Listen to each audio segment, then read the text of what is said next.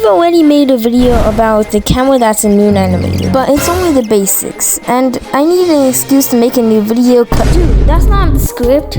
Oh, sorry, bro. No, it's fine. Okay, it's fine. Wait, how are the two of us? This noob is parkouring, but in this case, his logic actually made sense. So basically, this is the animation.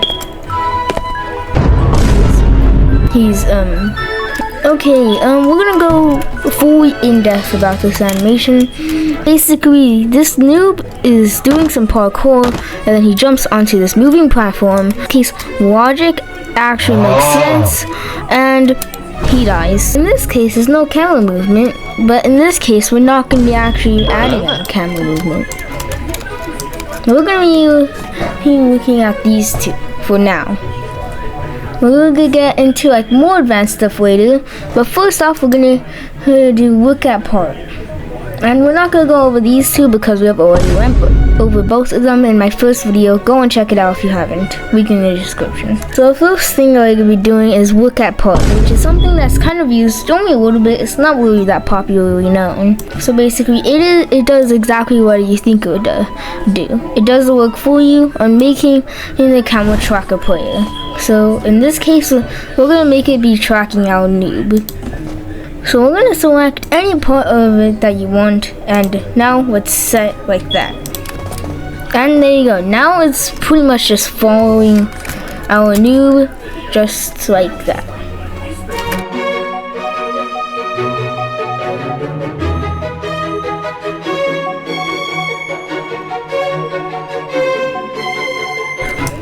Alright, so attached part is most regularly known for allowing you to use it as first person POV.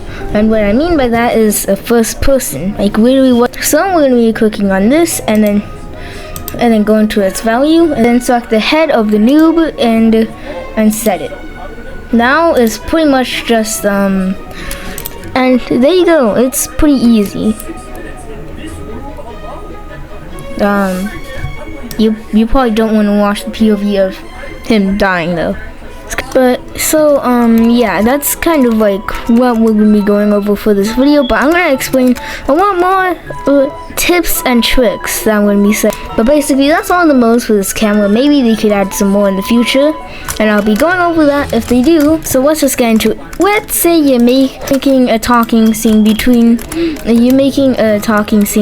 these two noobs. So basically, you're probably gonna think that you're probably gonna want to do it like this, but it's pretty annoying for it to just cut like that. Instead, what you're gonna want to do is go from this to this. Yes, it makes it just so much easier for you to follow along with the story that you're trying to tell. It's noob blowing up because of a button he and his neighbor sat on the floor.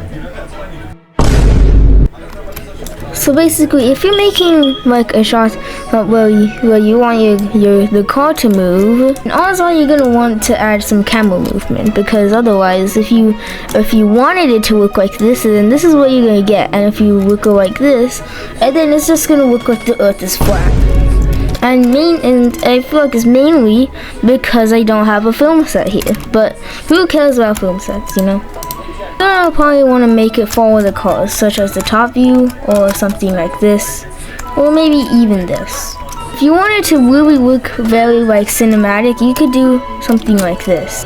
Pause the animation and play out the animation and just place it right here.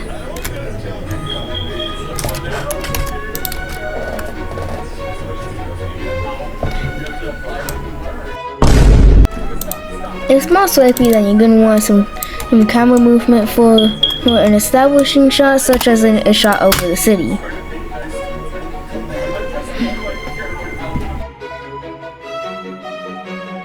You're probably going to want to add some camera shaking for whenever an impact happens, if your character hits the ground, for example. Adding a camera shake is very easy. AKA I've already did it, and I've already made a tutorial about it, a short tutorial about it in short that I made. Select your two C frames for the camera. Press frame and then press fill.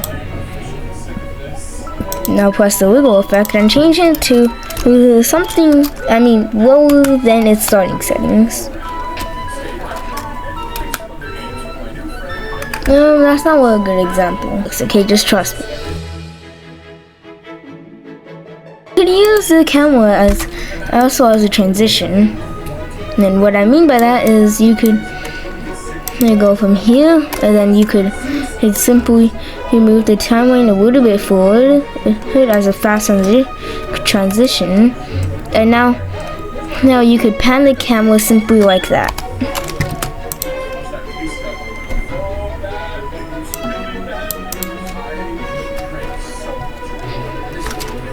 This isn't a really good example of it, but you can see what I'm saying. So that'll be it for today's video, and